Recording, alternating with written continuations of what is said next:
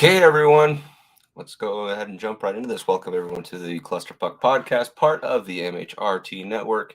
Here in Center Ice, I'm Nick. Beside me here, as always, is Britt. How are you, Britt? Good. That intro is a lot shorter. I don't get those. I always have like goosebumps when we go into it. Johnson roll on the ice. I know. This was a couple weeks back. I think they changed it. Yeah. I was getting prepped for the episode, and I just see Mike come in. He doesn't even pop up or anything. I just see him just kind of in the queue there. He just kind of shushes me, plays the intro to see how I like it, and I'm just like, "Yep, it's cool intro." And he's like, "Okay, awesome," and just bounces. He just leaves.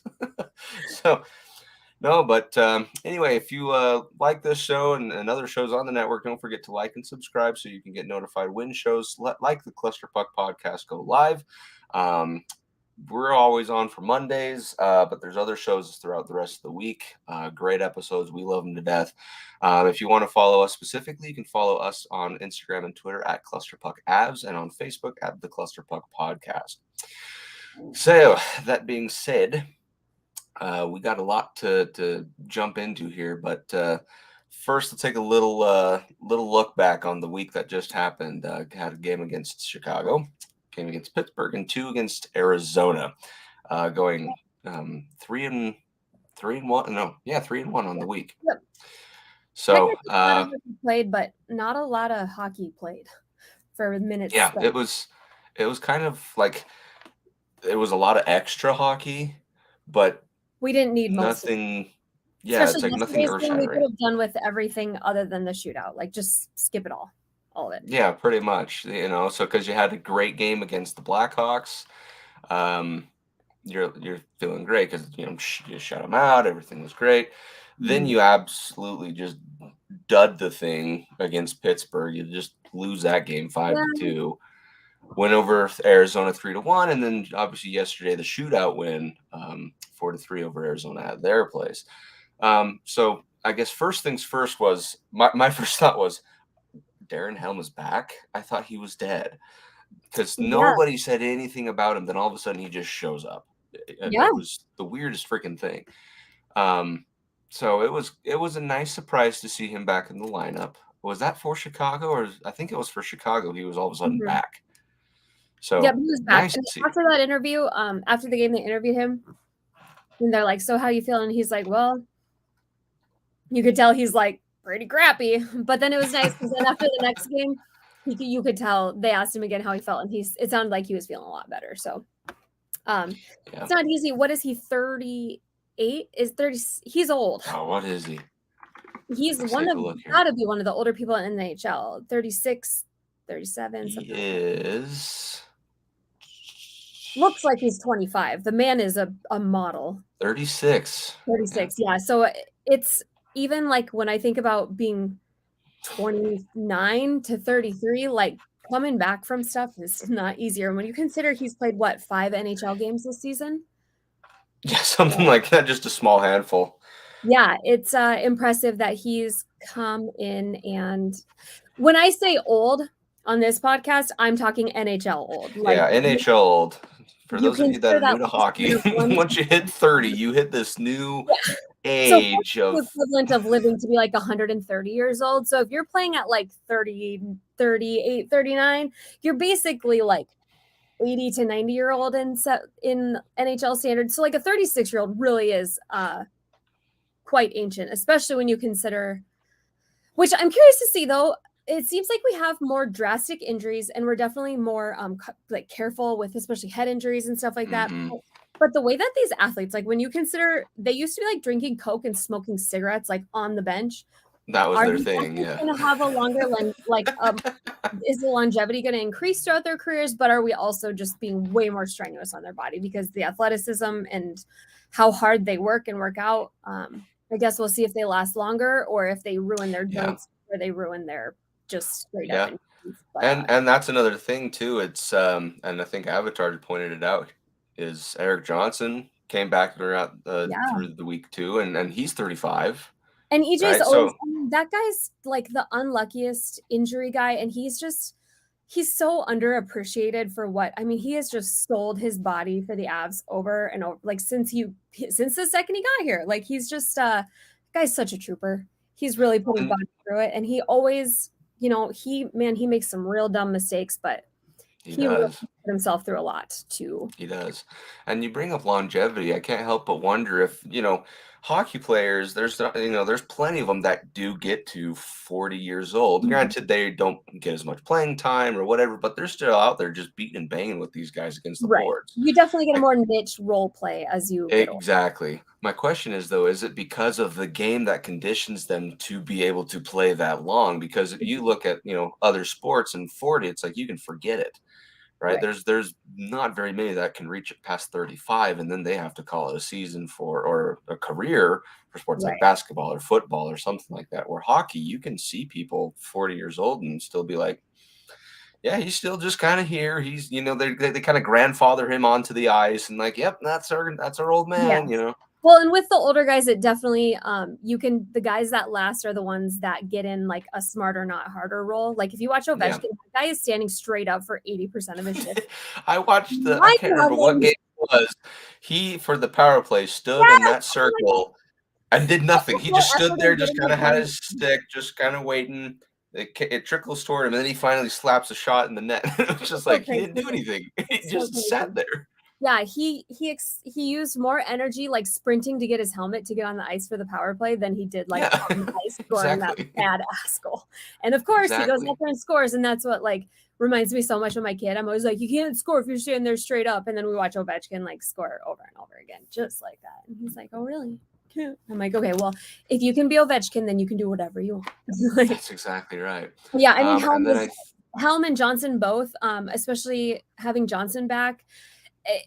I know that people hate on like both Johnson and Johnson, but with those vets, and Bednar kind of discussed it a little bit, but like those guys, they're not out there like wooing you. They're not doing fancy, super fun stuff. But it's bare if you watch Johnson, he does the right things on the simple plays almost every time. It's just that there's something to that trust that you don't have to.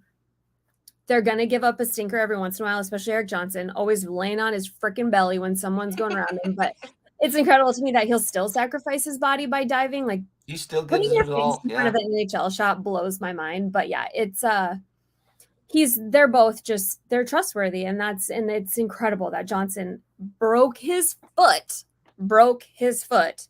Crazy. Like 2 days ago, it feels like. I mean, it didn't even feel like he's been gone. It feels like half the other roster is dead. And Johnson's out here breaking feet and coming back. And the guy is huge. You would think that the weight that his feet have to hold would need a little bit longer, but he's it's what, impressive. 6'4", 6 something like that? Yeah, and he's a thick guy. He's like 6'4", 6 something, and he's good. Like he's got meat on his bones. He's a thick boy. Yeah, he's it's nice having him back. He's one of those guys that you really rag on while they're gone, or while they're there, but once they're back, it's just nice to fill that in. It's a good feeling. It's the veteran presence thing. A lot of people talk about veteran presence. It's a real thing. We're not just making that up to be like, oh, experience. No, it's legit. Like there's something about hockey where your veteran presence is just, it means something more. Because they've seen it all. Like him. So I'm a big person on like, I believe in locker room presence as being a huge thing, but maybe I'm just a little too sentimental. I don't know. Yep, but totally we brought back Jack Johnson, so clearly the Avs do too, because they like that. That's exactly right. Oh my gosh, that was just. It's been an interesting season to say the least. We only have 10 more games left. Can you believe it? No. When they said that there was only ridiculous. 4 home games left, I was like, well, guess I won't be hitting 4 home, 6 away. Yeah. So it's just nuts, but we did have a bunch that did happen over like we said the last week. But let's dive in just a little bit to the games that did happen. I do have a couple of shining bright moments that I wanted to bring up, especially in the Chicago game. Was one Curtis McDermott scoring his first goal of the season by not hitting the net. Per se, he shot it way wide. It was sailing about 7 8 feet wide, off somebody's path, and it bounced off of Blackhawks knee or something like that. One of Yeah. the players' knees, and it Probably just hurt. Like, can you imagine how rude it it is to have probably someone did. sit But off you and I go in the saw when I net? watched the replay. Obviously, I was watching the shot to see the angle and whatnot. But then I watched the player it hit, and you can just see him turn around and just go, "Ugh." It's just so distraught. Oh, it made me So laugh so much. hard. So that was really nice to see him score a goal that wasn't robbed by Andrew Cogliano. So that Yeah, was nice. yeah, yeah, And then Dennis Malgin and Logan O'Connor. Dennis Malgin has 2 in this game, and Logan yeah. O'Connor Luki obviously has the 1. also. Malgin got It's one that deflected off the Blackhawks player's stick-ish. I can't remember, It took but he like a had one of those iffy ones. 180. It was crazy. It was like on the ice and went straight up into the top pocket of the net. And it was like, okay, what did that? It hit something. Yeah. But one of those, it's just one of those. He has this little boost of speed whenever he has the chance that he will zoom up one of the sides of the ice and cut hard Yep. toward the slot, right almost in front of the crease, and he'll just kind of roof it. I think that's one of the ones that he did here, but it was, 10 goals on the season. Could you have Also, his imagined? career high before like 8 for a season. Oh, I bet you we could look that up. Let's see. And he's been with us for what? Since the New Year-ish? Thereabouts, yeah.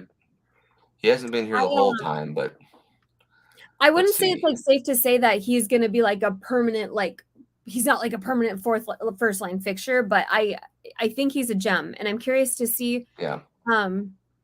between him and Comfer, you know, if we can't keep Comfer next year, like Yeah. kind of where do these pieces fall? Yeah. I don't think Malgin is proven enough to where he's going to get like a big payday that people will try to take him from us. No, but enough for us to keep him, I think, would be Right. And we need cheap guys that can do a little bit of something. But yeah, I think was it 8 was his career high prior? 11 with the Panthers back in 17-18. And that's through the span of 51 games. That's it. So, and he's not played that nearly that many with the Avs. So it's good things happen when you're playing with the Avs, though. So. That's we have that kind of ability on these players, you know. Like you look at Val Nichushkin, which we'll get to here, not toward the end of the we will look back, but we just it's something about the team and how it's run. You cannot complain about the front office that we have here. It's amazing. And we extended Coach Bednar. You saw that breaking news over the week, a 3-year extension. It's like we are set as far as the setup and organization of this team for years.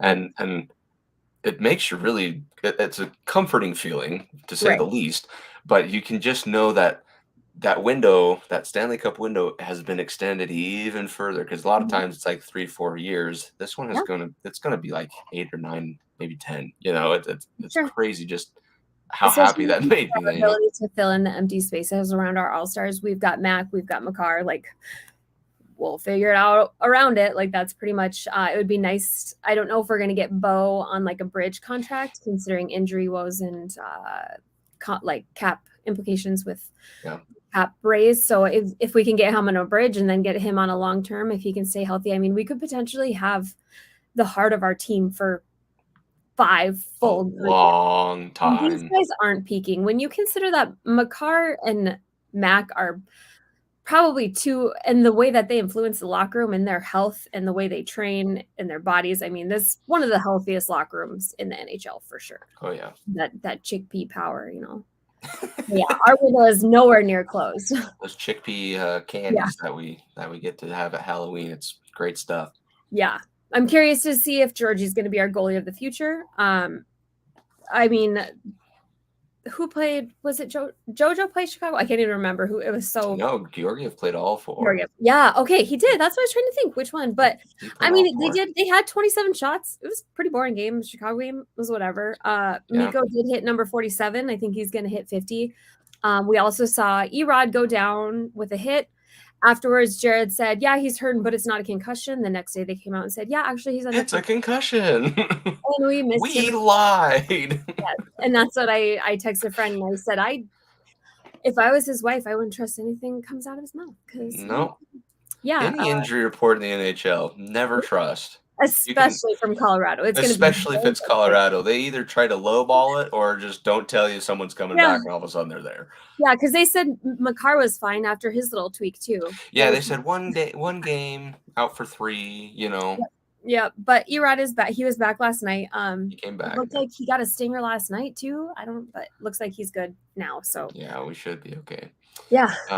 But following that 5-0 win, you were thinking you're going to have a lot of momentum with this revenge game against Pittsburgh, and that didn't pan out exactly what you were hoping to be. 5-2 loss. Obviously, one of them was an empty netter, but just sad. Like the whole thing. And you have to consider they are possibly one of the most desperate teams in the NHL right now. Without question. Not losing their I think they have the longest running playoff entry streaks in the NHL.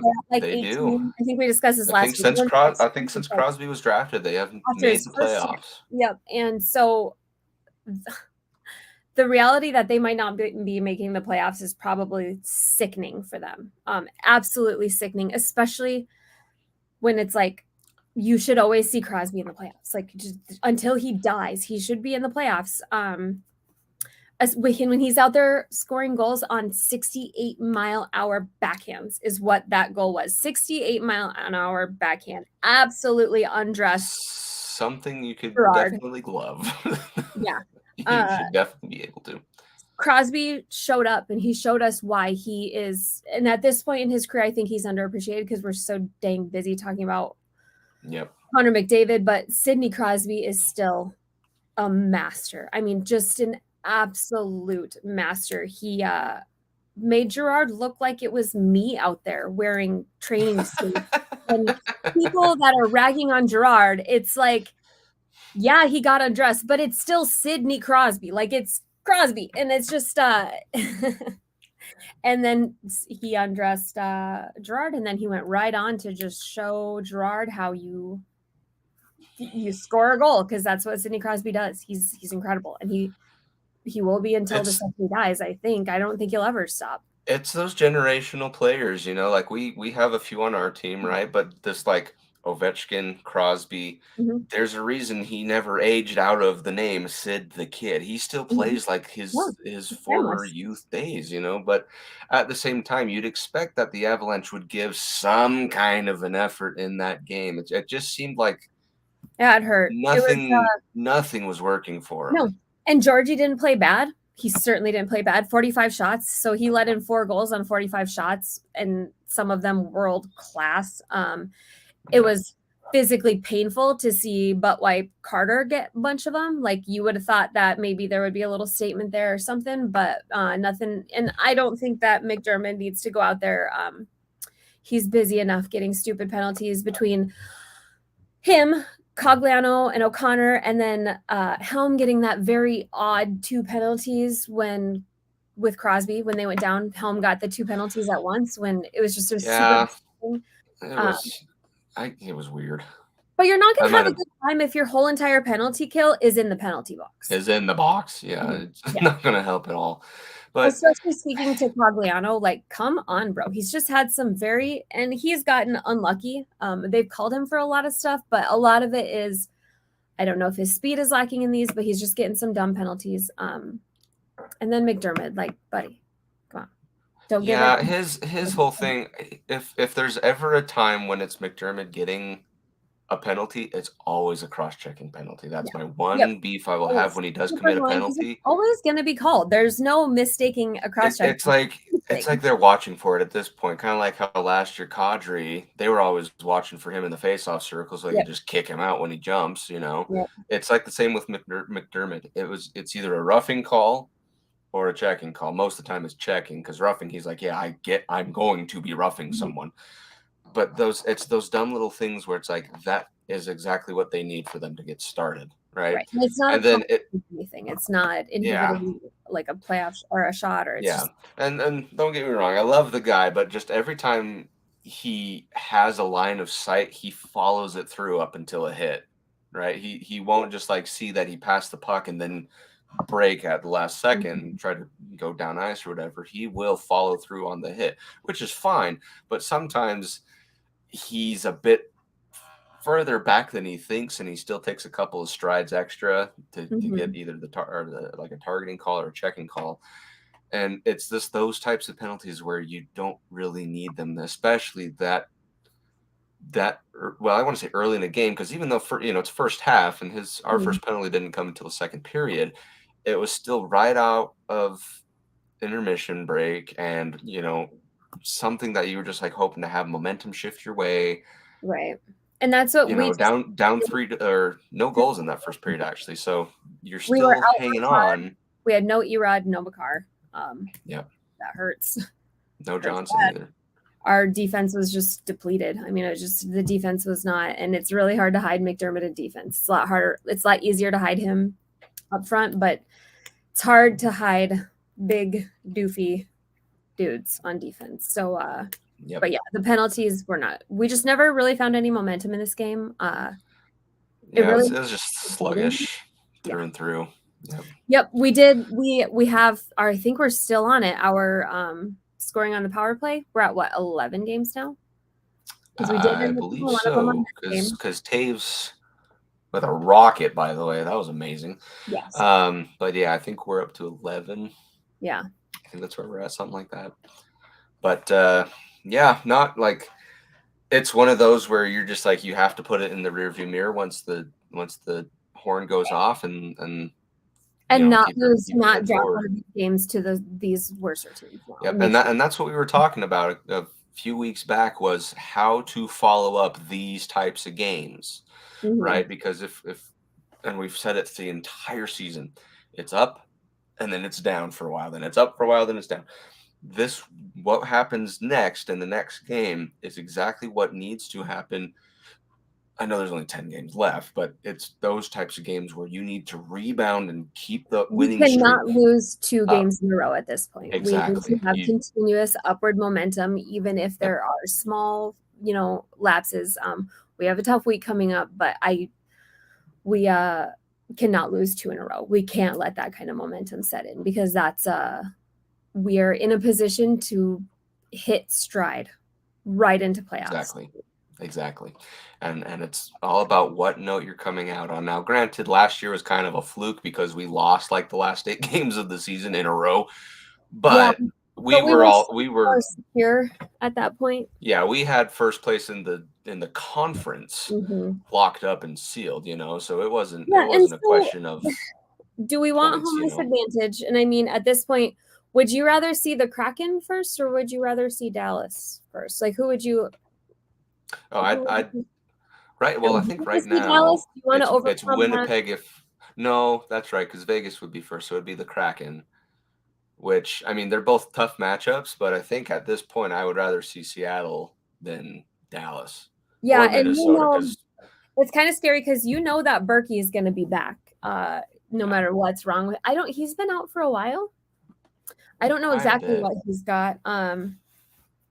But yeah, I mean, I think it could be the only thing that sucks with that too is that's a long travel for going back and forth, especially if we don't have home. Let me see.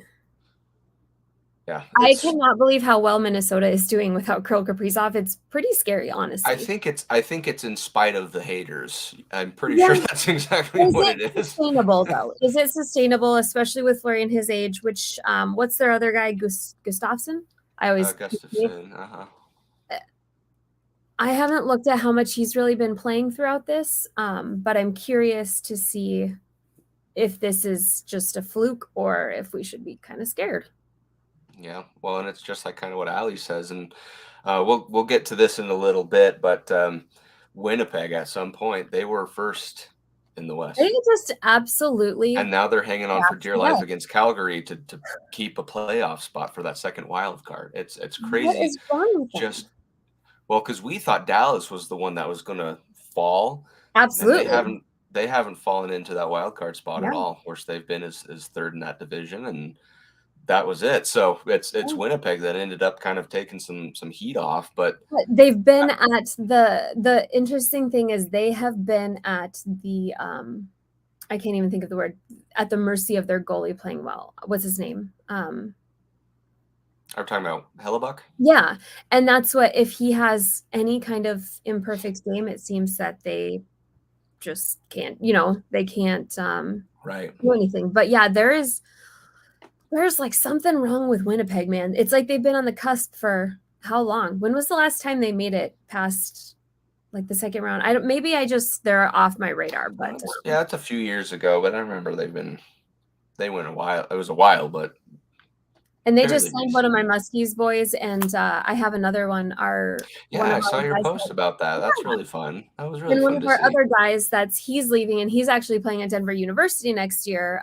We actually just traded him last week, which makes me really sad. But I think they wanted him to get some meaningful playoff time minutes. But he's going to DU next year, and then he is also drafted by the Jets. So they need to figure out their crap before they sign him, because I don't want him going to a Vile. It just like some kind of like front office locker room. It's just I don't know that town, and plus Winnipeg sucks, man. I don't like that town. I didn't like that when we were. Yeah, my wife and I were discussing it. It just apparently it's just there's nothing to do there, and it's No, just and like like I muggy and remember we went nasty.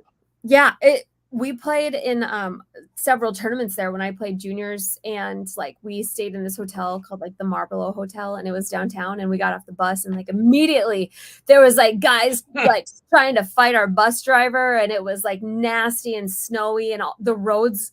And I don't know if this was just like my like psyched out 19-year-old self, but like the roads were all super hard to navigate, and all the intersections were like wild and angled, and I just thought this town sucks, but I hated it so much. So, I don't know if I have like a skewed memory because of everything else, but yeah, I would not want to live in Winnipeg. Like the weather, ugh, no. But yeah, it is insane. And I thought that they might be a faker, and they definitely are. And it's just crazy that Nashville is kind of creeping back up there. I Well, don't not to mention Calgary. Calgary's right. They're 1 point ahead of Nashville, and they're at worst. Nashville's 5 points out of that spot. Well, and that's what the West is shaping up to be a lot more interesting. Like, yeah, the bottom is the bottom, like it's down there, but like the middle of the West is really it's shaping up to be a lot more interesting than I think anybody anticipated. But that's the thing. So like Dallas is at the absolute mercy of their if Ottinger goes down for any reason. Yeah, I mean, I just don't see how, and I don't know. I just wish Nick Robertson was ours. That's my main There thing. you go. Dallas. I love Well, him. and all things considered too, if you look at and we'll get to the two Arizona games in a second, but if you look at the East, it's pretty much set. Like it's pretty much there. Maybe I would say Panthers and Penguins switch, maybe depending, but you already have like 3, soon to be 5 by the end of tonight teams clinched. Toronto has like known that they were going to play Tampa since like November. Yeah, that's like been written in the stars for like since the beginning of the season. God hates them. It's crazy. Whereas you look at the West, not a single team has locked in a spot. No, nothing. That's how tight of a race we're looking at, right? Like it's like with the 2 games against Arizona, we knocked them out of contention. Yeah.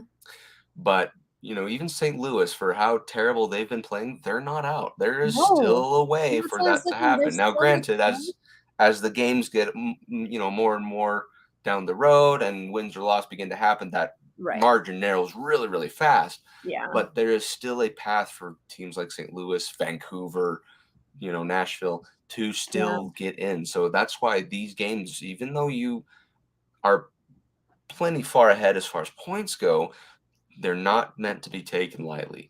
No, I mean, a bad week for a lot of these teams could change the trajectory. Well, and that's just it. Like look at Arizona. Well, now we'll jump back into these back-to-back Arizona games.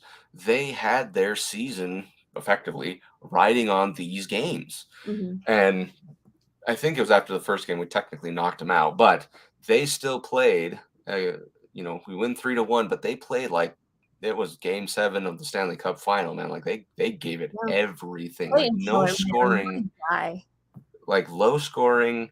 1-1 by the end of the first. Nothing in the second. And then Mhm. obviously the couple goals that we had in the third, but they didn't make it easy for us at all. Like they locked it down defensively. We had to earn every one of those 3 goals at home, might I add. Yeah, So especially some fluky ones. Rantanen's was fluky. I mean, we got some luck there. So, and then the yeah. one that hit the ref skate, the no Rantanen Oh goal. my That, gosh. like, dude, we're going for 50 here. What if he stops at 49 and doesn't get It 50? was the dumbest thing. He was like, I don't know what the ref was thinking, like, oh yeah, empty net right my way. Let me I'll just just kind of stand in front of stand it. here. Yeah. Because that would have been that would have been what would that made it 4-1, I think at that point. Yeah, that would have made it Yeah. 4-1. Which is And irrelevant, but not when you consider personal achievements that people are but seeking. yeah, when Miko's chasing 50 and he's this close, Literally, yeah, those he's got count. Those 40 are right now. those If he count. hits 49, I will write a letter every day until they There you go. Make those TikToks. Day Yeah. 1 of me wanting Mikko Rantanen to hit 50. Yep. Day Yep. 2 of, but I'm pretty sure he'll get it. Like 10 games I think left. so. That He's that got they'll be giving him every empty net opportunity. Mac is probably going to oh, be starting. everyone in that locker room knows. Oh, He'll be jumping on the ice yeah. as they skate down the end, and yeah, Yeah. And I think if Um, anybody cares, he's probably one of those guys that cares a little because he's a little vain. yep. 10 games to get to. It's not a lot because there's a lot of good scorers out on our team, but at the same time, I'm like, he'll get it. Yeah, Hope not by like last game. Hopefully, he maybe even gets a hat trick and gets 50 today. right. It would be. I wouldn't be mad. Get it done. But he'll get it. I'm confident he will. Mm-hmm. So the second game, that Arizona game, so everyone, Coyotes, Avalanche, their whole squad, they load up on the same plane, fly off to Tempe to So play dumb. the second game of their, I want to call it back to back, but there was a day. Mm-hmm. This game was in the Avalanche's favor by the end of that second period. Like I was thinking And it was also one of those boring gritty early. grind out goals or games, but 2-0, maybe 3-1, Mm-hmm. same thing. But no, the Coyotes decide, okay, we are all of a sudden going to make this interesting. Let's go to overtime. Especially when I'm like 100% mentally checked out. I'm like, this game, I was like, I've cool, ever yeah, watched. we're done. It's And then so boring. That first period was like, could somebody there was do nothing, something? Throw 5 shots something on the apiece. ice. Yeah, it was so That's it. boring. Ugh. But Yeah. then in the third period, about halfway done, a little over halfway done, they score 2 goals in a minute. Yeah. And all of a sudden you're like, are we going back to December where Yeah. we have those leads and just Blow them. piss them away? Like, is that not. us? Are we doing this again? Yeah. Val scores. You're thinking, great, now we hold on. And then Clayton Keller has this spinorama goal, Dude, that guy he needs to get which the heck was out of there. outstanding. I have to give stick Beautiful. taps to him because that was a really, really He incredible is- goal.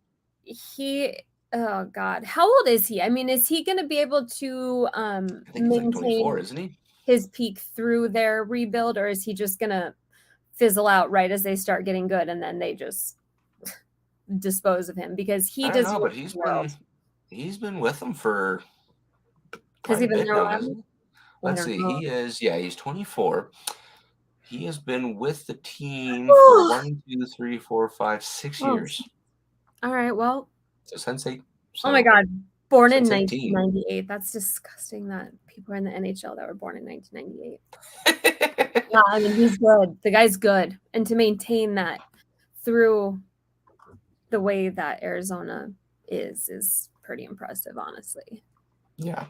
He's definitely their lifeblood. If Arizona could just build some pieces around him and Vemelka and Ingram, they've got themselves a really formidable team. Dumbass Ingram, man. I wish he would just come to us. If Frankie's not coming back forever, just bring us Ingram because maybe he'll never have a good game again. I feel like we're the only I don't know. Encourages him to have a good game. And poor guy, just like the shit we have to do to score on him is so dumb.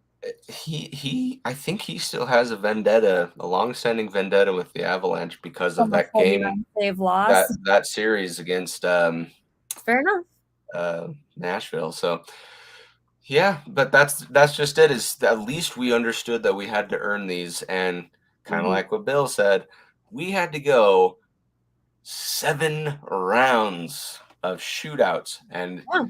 nothing. And it Block, just miss, block, continues on to the next.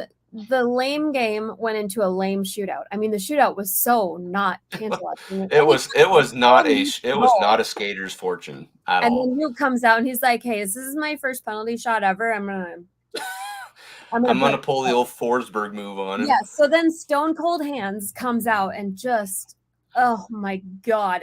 And that's That was what so you should be beautiful. doing when your arms are as long as a giraffe neck. And it was just beautiful. It was absolutely beautiful. It was one of the best shootout goals I've seen in so long. And it's nice to see him do it. Yeah, definitely. So you win the game.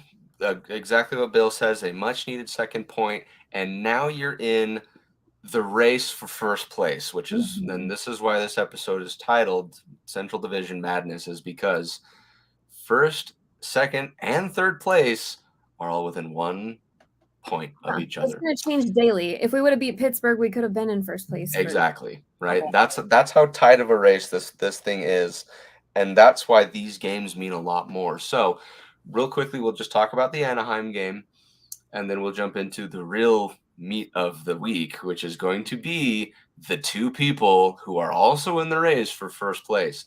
Right. So Anaheim tonight, 8 p.m. Mountain Time. It's a late game for if you're on the East Coast. But this is one of those games where you should just take care of business. They shouldn't be a roadblock for you. If you know, my only But key to the darn game good is just win. I don't care how, win, because these are 2 points that would really, really help you out. Because right now, as we speak, Minnesota and Seattle are playing, Yeah.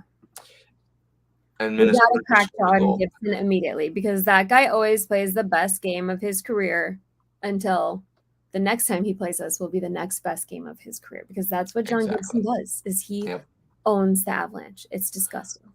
Well, luckily, this is a half West Coast swing. The real West Coast swing doesn't happen until later, I think next week.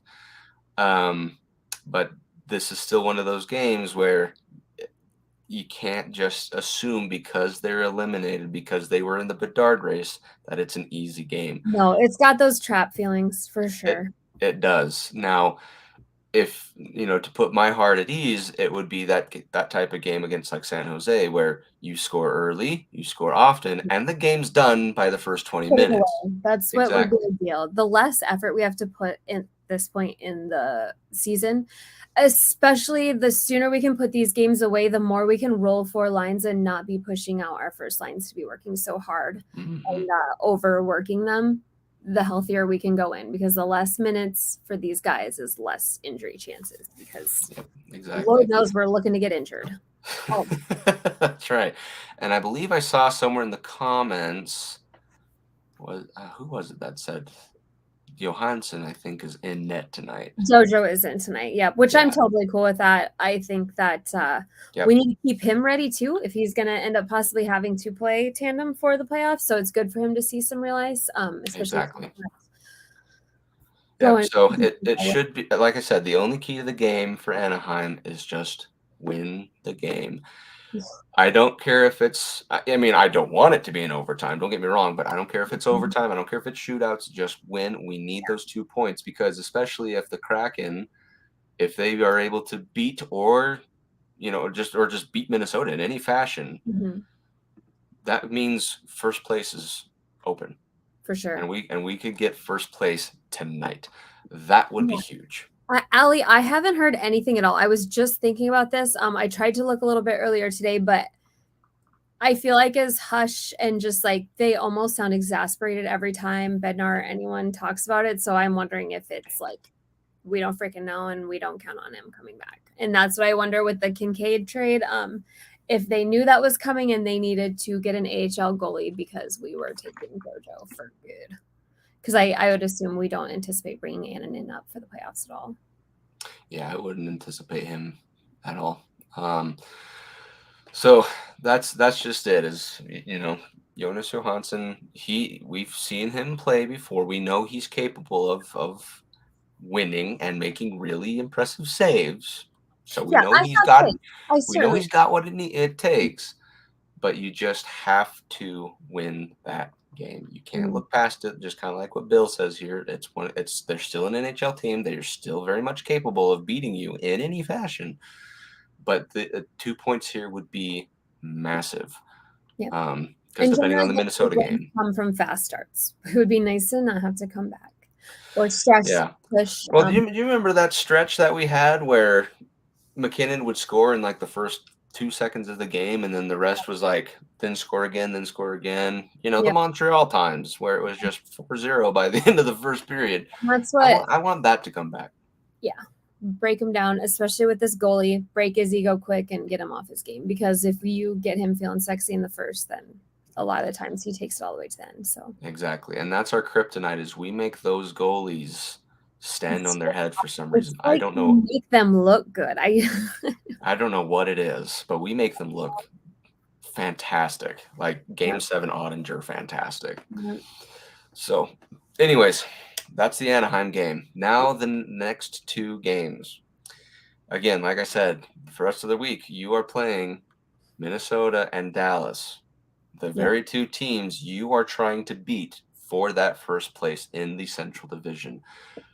It doesn't get any better than that as far as the schedule. It's like they knew, you know what I mean? The schedulers knew it would come to this. I know it's like the Hunger Games, the game makers. Exactly. It's like Really they trial. they used any last thing they could to just make Yeah. sure it was like this, especially when it came to crunch time. Yep. So I think let's see, first game, it's Minnesota and then at Dallas. Is it at Dallas? No, they're both home games. Just kidding. So that's good. Again, the only key to the game is win. Yeah. And it's basically going to be this the rest of the season. Yeah, and You that's what have both of to. these teams that we need to get out there and play our game and not let them. I mean, it's going to be whoever gets out there and asserts their game. That's, I mean, when we played Dallas last time, we didn't play our game. We let them play their game the whole game. And this is such a emotional win or loss too. These are such statement games, even beyond points. But Exactly. these need to be.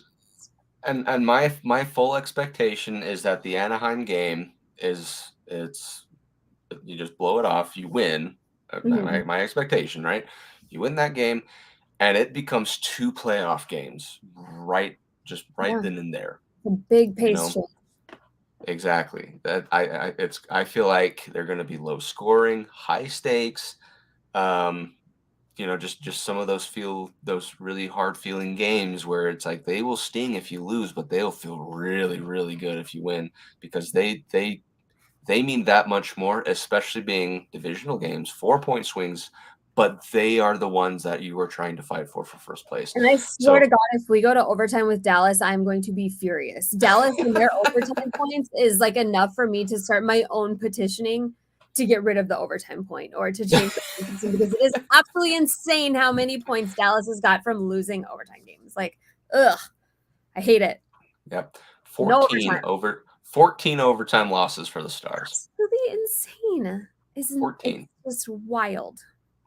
Yep. They sit only behind Calgary and San Jose, who have 15.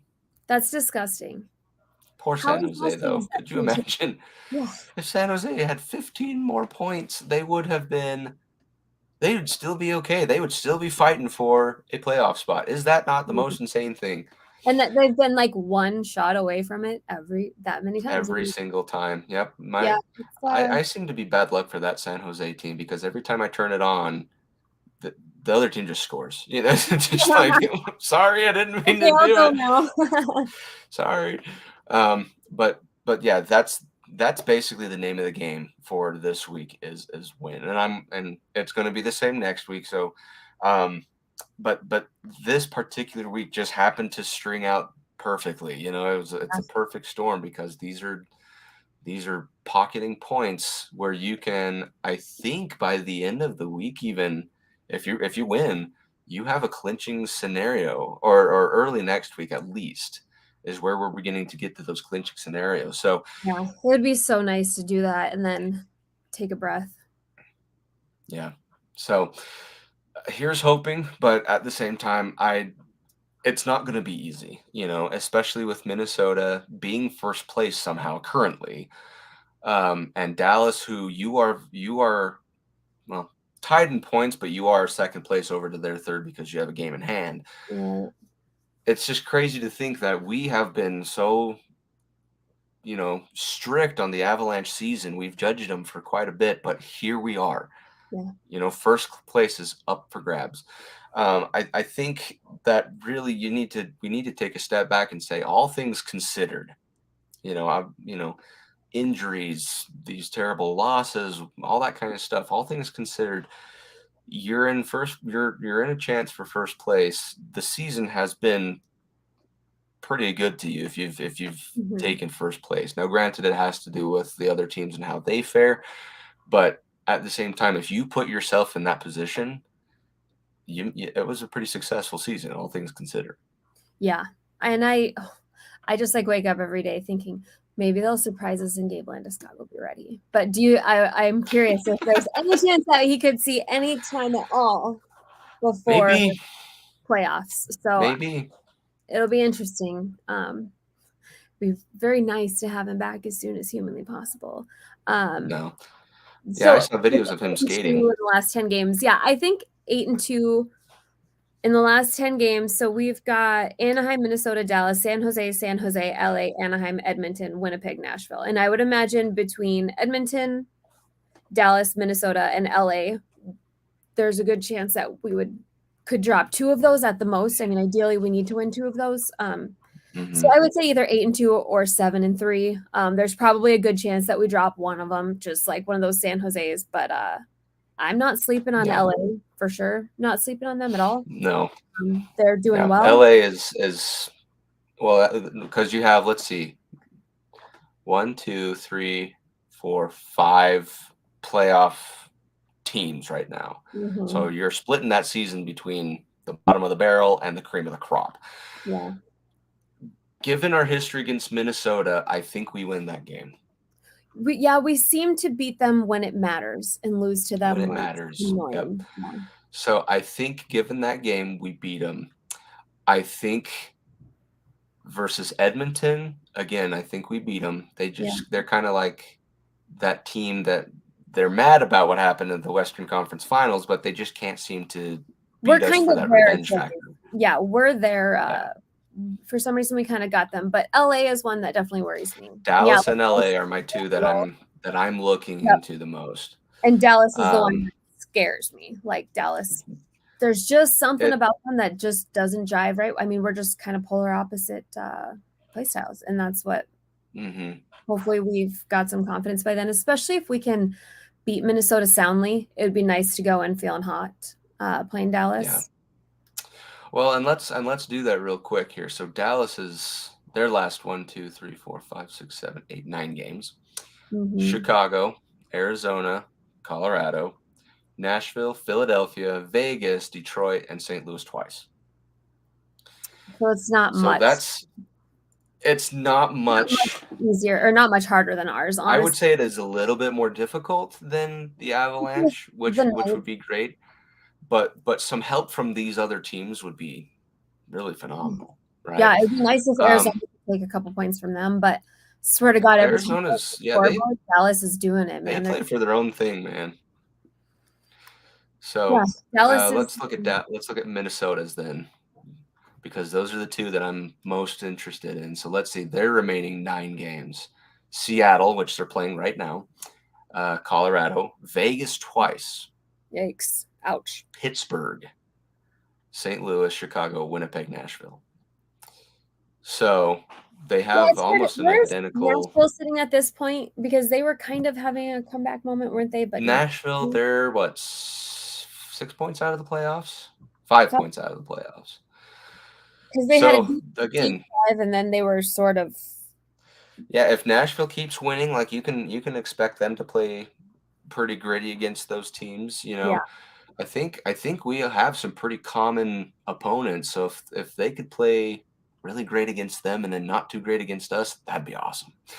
It's usually the best Nashville, right? But again, we do have the more lenient of the schedules, I would say. So that should give us that upper hand when it comes to getting first place in the division. Yeah. But Well, only time will tell. in like the back-to-backs. We don't have any more back-to-backs left. No. We have a Saturday, Sunday 26, West 27. Coast swing. But that's Arizona, And Anaheim. then, I mean, other than that, we get to play Dallas with 2-day break, and that's basically like extremely well rested when you consider what the last month has looked like. We haven't had a 2-day break since the last time before we played Dallas. So that's right. We actually do. The last game is a back-to-back. oh And yeah, that's a home and away. So yeah. yikes.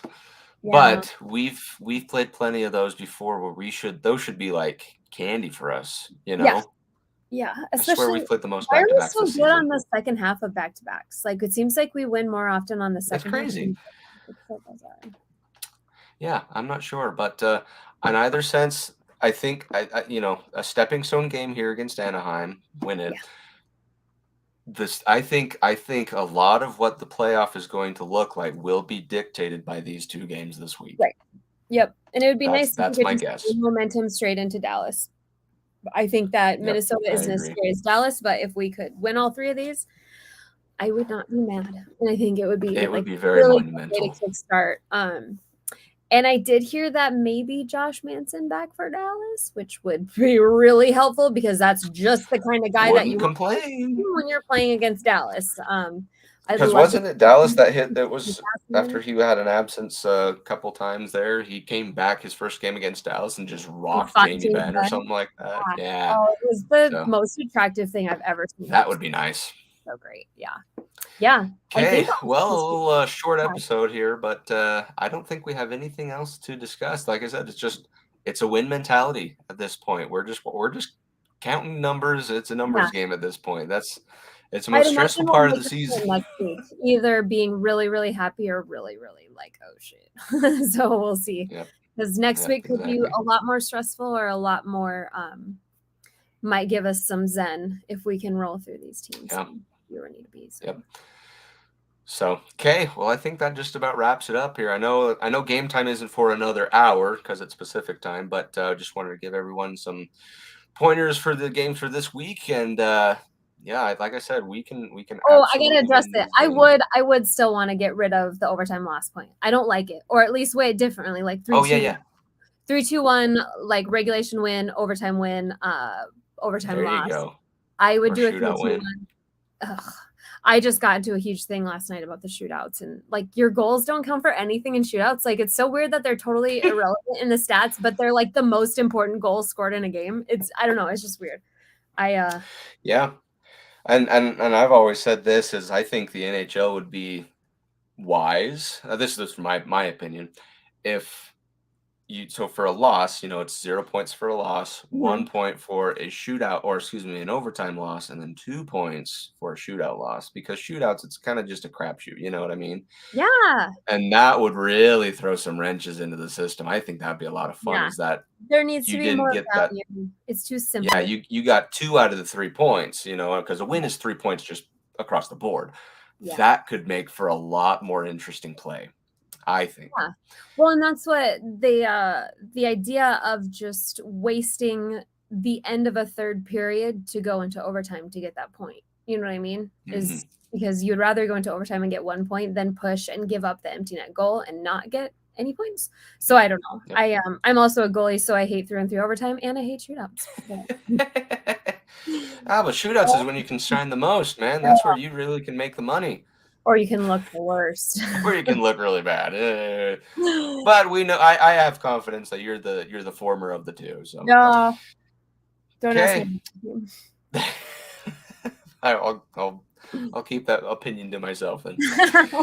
Okay, well that wraps it up. Then I don't think I have anything else in the bag. So nice hour-long episode for you guys. Britt, do you have anything else? No, I don't think so. Okay, awesome. Well, thanks again, everyone, for tuning in to the Clusterfuck podcast. We enjoyed having your guys' comments, your guys' participation. Don't forget, if you like what you saw here, you can follow other shows on the MHRT network. So don't forget to like and subscribe. Follow them on YouTube, Facebook, wherever you get your podcasts.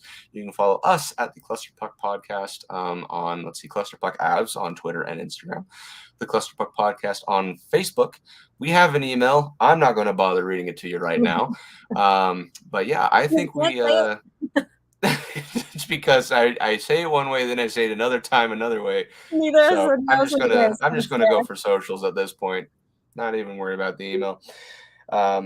Let's go get 6 points this week. What do you say? Yeah, it would be really nice. I would sleep better at night. I absolutely would too. So, okay. Well, thanks a lot again, everyone. Hope you guys have a great week, the rest of the week. And as always, go Avs go. You don't have to go home, but you can't stay here. 'Cause this